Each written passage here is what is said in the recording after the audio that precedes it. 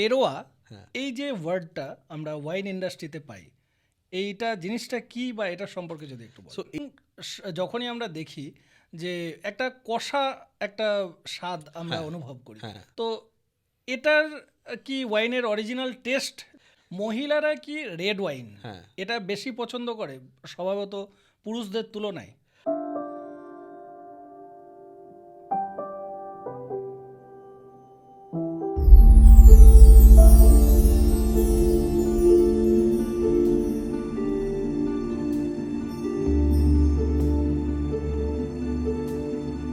Explore with দীপদত্ত চ্যানেলে আজকে আমাদের সঙ্গে যিনি রয়েছেন তিনি ওভার এ ডিকেড অলমোস্ট তিনি রয়েছেন ওয়াইন ইন্ডাস্ট্রিতে, mister Soham Poddar. Over a decade আপনি ওয়াইন ইন্ডাস্ট্রিতে কাজ করছেন। হ্যাঁ। তো আমরা প্রথম যে প্রশ্ন জানবো আপনার থেকে, হঠাৎ করেই আপনি কি ওয়াইন ইন্ডাস্ট্রিতে এলেন অথবা কোনো পার্টিকুলার কারণ ছিল? যদি বলেন হঠাৎ করে এসেছি কিনা, হঠাৎ করেই। বাট আমি কখনোই মানে খুব একটা অ্যালকোহল কনজাম্পশন করতাম না। আচ্ছা। বাট ওয়াইন এমন একটা জিনিস ছিল, সেটা আমার সবসময় একটা ফ্যাসিনেশন ছিল, বিকজ একটা হিউজ সাবজেক্ট, প্রচণ্ড ইন্টারেস্টিং একখানা টপিক।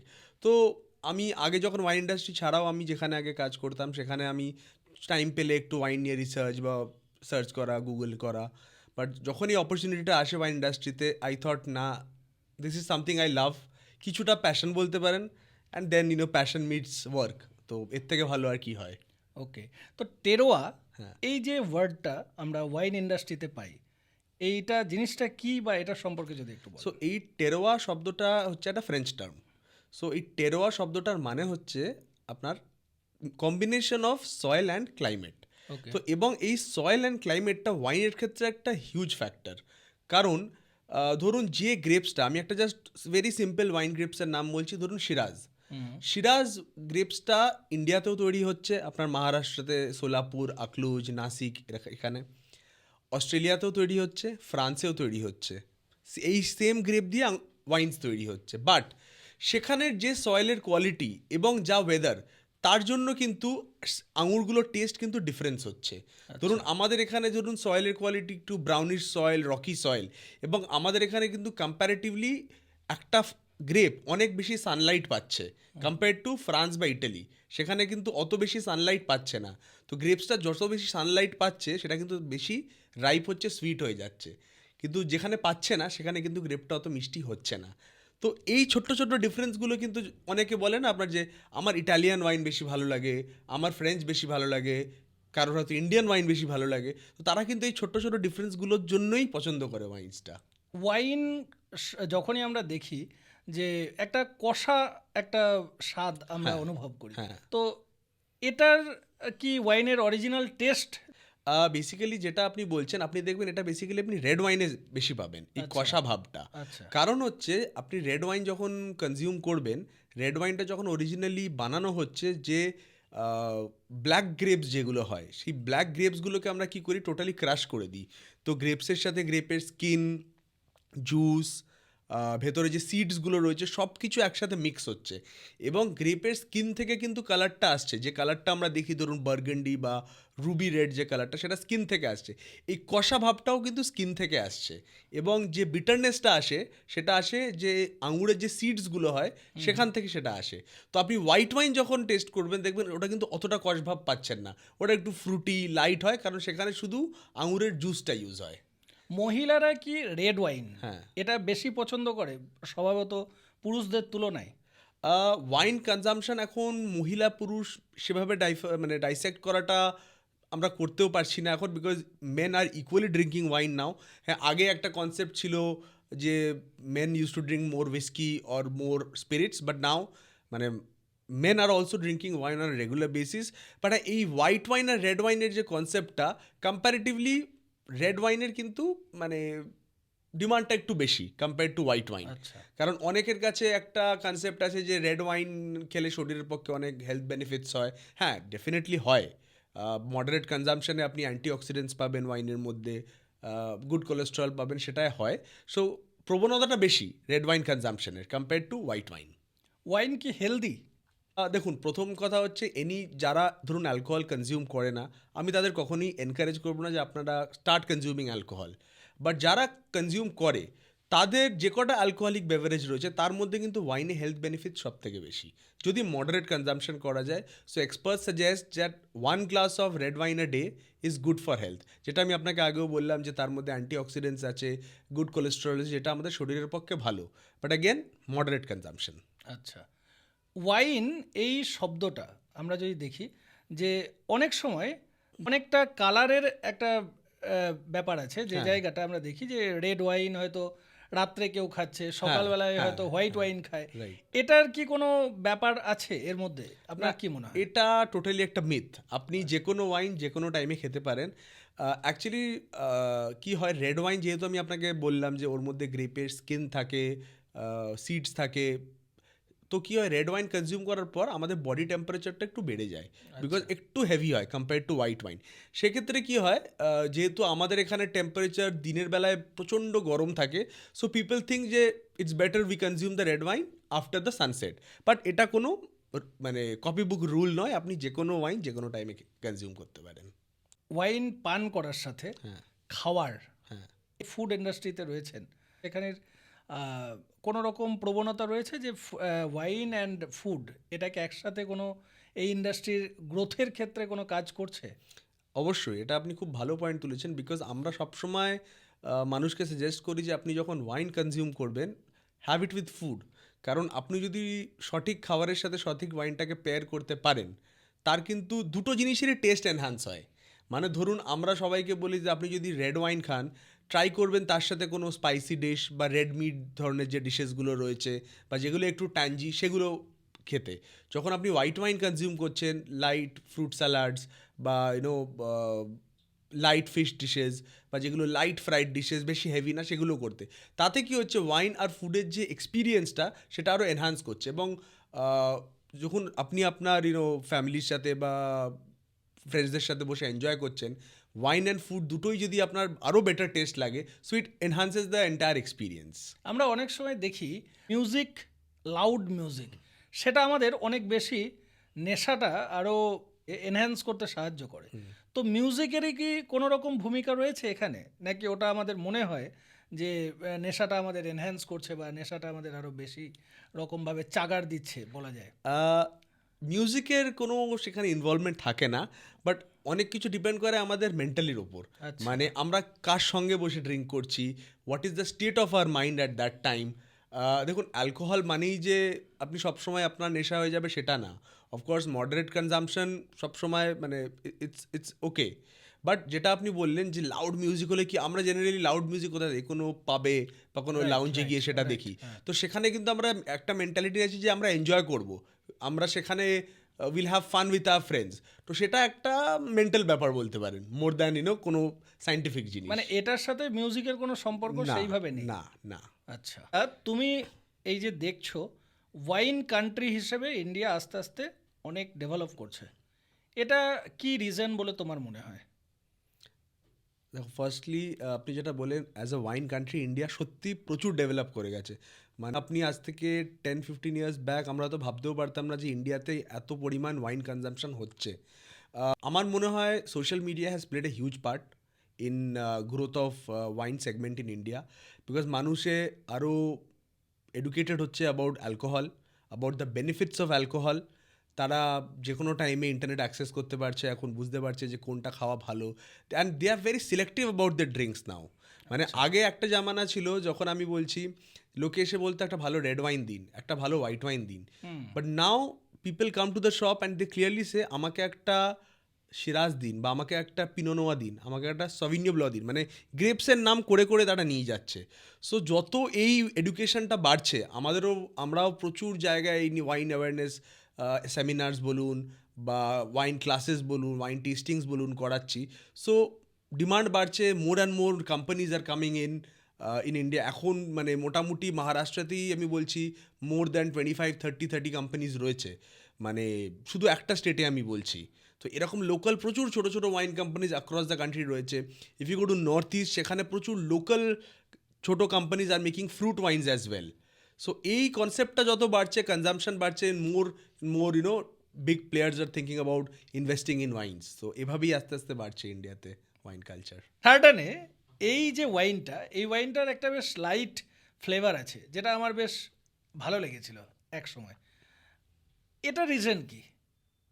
আপনি কি রেগুলার ওয়াইন ড্রিঙ্কার না অকেশনাল? না, আমি একদম ওকেশনাল। অকেশনাল। রাইট। তো এটা একটা খুব ভালো কোয়েশ্চেন করেছেন, বিকজ আমি সবাইকে বলতে চাই যে যদি ফার্স্ট টাইম ওয়াইন ড্রিঙ্কার্স হন বা অকেশনাল ওয়াইন ড্রিঙ্কার্স হন, তাদের সবসময় উচিত হোয়াইট ওয়াইন দিয়ে স্টার্ট করা বা একটু সুইটার ওয়াইন দিয়ে স্টার্ট করা।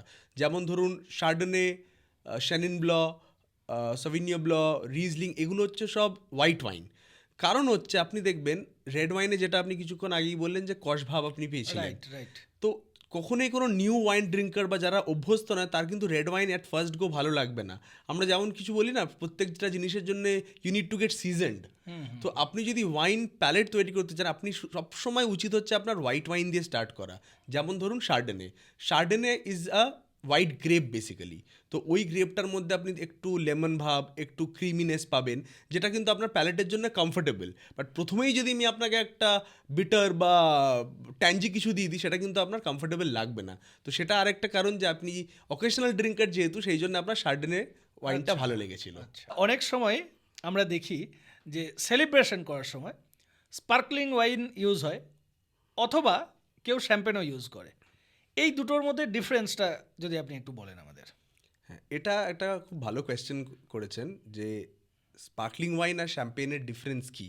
সো বেসিক্যালি শ্যাম্পেনও কিন্তু এক ধরনের স্পার্কলিং ওয়াইন, বাট যে স্পার্কলিং ওয়াইনটা ফ্রান্সের শ্যাম্পেন রিজন থেকে তৈরি হচ্ছে, সেগুলোকেই শুধুমাত্র আমরা শ্যাম্পেন বলতে পারবো। ধরুন আমরা অনেক সময় দোকানে যাই, আপনি দেখবেন আপনার পাশের লোকটাও বলছে, দাদা একটা ভালো শ্যাম্পেন আছে আমায় দিন। কারণ তার মাথায় কিন্তু একটাই জিনিস ঘুরছে, আমাকে বাড়ি গিয়ে আমার আজকে অ্যানিভার্সারি আছে বা বন্ধুর জন্মদিন, গিয়ে ওয়াইনটা ওড়াতে হবে, যেটা থেকে বাবল বেরোবে। আমরা ম্যাচ জেতার পর প্লেয়াররা দেখি ওড়ায়, ফর্মুলা 1 রেসের পর দেখি ওড়াচ্ছে। বাট এই যে শ্যাম্পেন শব্দটা, এটা কিন্তু একটা ট্রেডমার্ক। তো ওই ফ্রান্সের যদি ওই শ্যাম্পেন রিজনটা থেকে হয়, তাহলেই ওটাকে আপনি শ্যাম্পেন বলতে পারবেন। তাছাড়া দুনিয়ার যে কোনো প্রান্ত থেকে তৈরি হচ্ছে, সেটা ইন্ডিয়া বলুন, অস্ট্রেলিয়া বলুন, চিলি বলুন, আর্জেন্টিনা বলুন, সেটা কিন্তু স্পার্কলিং ওয়াইন। আমাদের সমাজে একটা প্রবাদ বলা যায় যে কেউ অ্যালকোহল কনজিউম করলেই সে বাজে ছেলে বা বাজে লোক। এই যে ব্যাপারটা, এটাকে তুমি যেহেতু এই ইন্ডাস্ট্রিতে রয়েছো, তুমি কিভাবে দেখো? কথাটা তো আপনি 100% ঠিক বলেছেন। এই ট্যাবুটা এখনও আমাদের সমাজে কিছুটা হলেও আছে, অবশ্যই আগের থেকে অনেকটা কম। হয়তো যেগুলো মেইন সিটিজ, কলকাতা, ব্যাঙ্গালোর, বম্বে, দিল্লি, সেখানে হয়তো অতটা প্রবলেম না। বাট যেখানেই আপনি টায়ার 2 সিটিজে যাচ্ছেন, তো সেখানে তো এটা এখনও প্রবলেম। বাট দেখুন, একটা জিনিস হচ্ছে, অ্যালকোহলটাকে না আমরা অ্যাজ আ ট্যাবু এই কারণে করে নিয়েছি, because unlike other European countries, এই কনসেপ্টগুলো তো সব ইউরোপ থেকেই ওয়াইনের, right. They think that wine is just a enjoyment drink for them. মানে আপনি হয়তো সবসময় দেখেছেন তারা মাঠে গিয়ে খেলা দেখছে, এক গ্লাস ওয়াইন বা এক গ্লাস বিয়ার খাচ্ছে, বা তারা বাড়িতে যখন ফ্যামিলির সাথেও রয়েছে, ডিনার করছে, আমরা যেমন একটা ফ্রুট জুস খাই ডিনারের সাথে, তারা হয়তো এক গ্লাস ওয়াইন কনজিউম করছে উইথ ফ্যামিলি। সেটা ইন্ডিয়াতেও এখনও হচ্ছে। বাট দ্য প্রবলেম ইজ, আমাদের এখানে কিছু সংখ্যক লোক আছে, they want to get intoxicated. মানে আমার ড্রিঙ্ক করার উদ্দেশ্যই হচ্ছে আমায় নেশা করতে হবে, এবং অফকোর্স নেশা করার পর নেগেটিভ অ্যাক্টিভিটিস বলুন, ডোমেস্টিক ভায়োলেন্স বলুন, সব রকম জিনিসই আমরা রেগুলার শুনতে পাই। কিন্তু সেটা থেকে যদি বেরিয়ে আসা যায়, মডারেট কনজামশন করা যায়, তাহলে কিন্তু alcohol is not a very bad thing as well. মানে অফকোর্স আমি আবার বলছি, যারা ধরুন কনজিউম করে না alcohol, I would never encourage them যে আপনারা স্টার্ট করুন।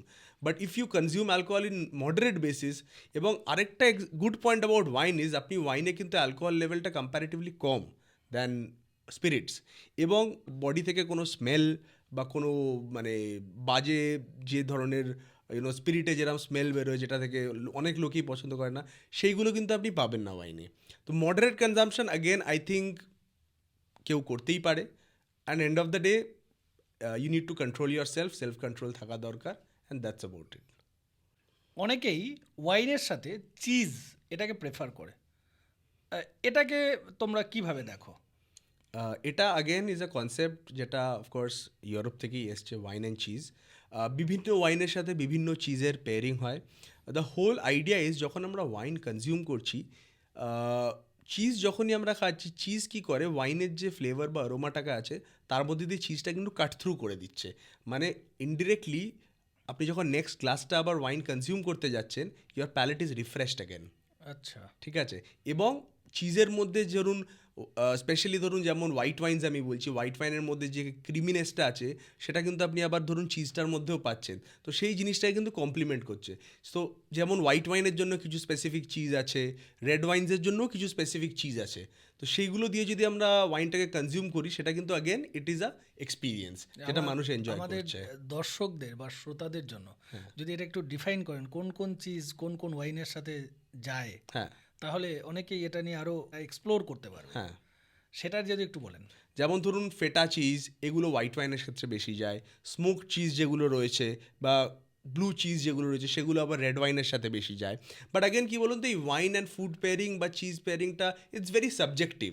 মানে আমি আপনাকে একটা কপি বুক রুল বলে দিতে পারি, যেটা বলে না in cricket terms text book rules. But ultimately দেখুন আপনি কোনটা দিয়ে এনজয় করছেন, ইট ইজ ভেরি সাবজেক্টিভ।